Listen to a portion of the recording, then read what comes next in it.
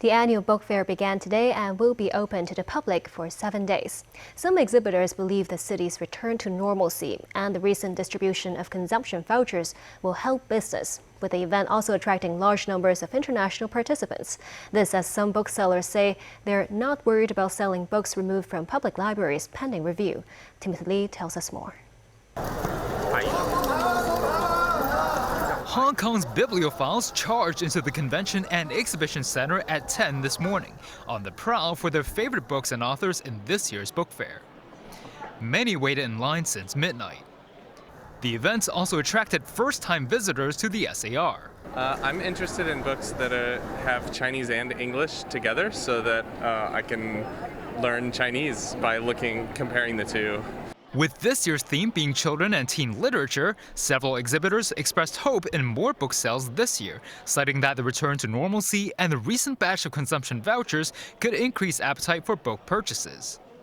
Some exhibitors were seen selling books that have been recently removed from public libraries pending review.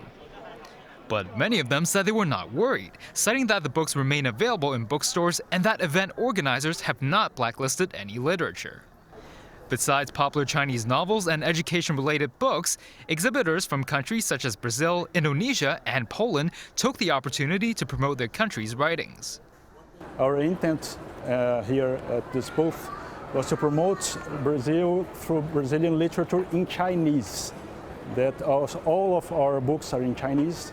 Brazil is not very well known in this part of the world, so we want to change that here with our participation here in Hong Kong Book Fair to try to make Brazil more known besides all the football, samba, and coffee. Most of the people that came to our booth actually asked about the tourism spots in Indonesia, especially Bali, because Indonesia just reopened after COVID and everyone wants to come to Bali.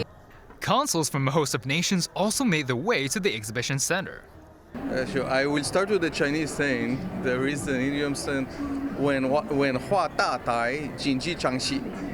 And I think culture is a very important manifestation of our countries, because I think one of the things that we have in common is very, very long and rich history. So our plan is to bring a little bit more of the taste of Israel in the cultural aspect to Hong Kong. International participants in this year's book fair also exhibited their unique cultural items and artwork in this special section of the event. The exhibitors hope that their literature could attract Hong Kongers ever closer to their homelands. Timothy Lee, TVB News.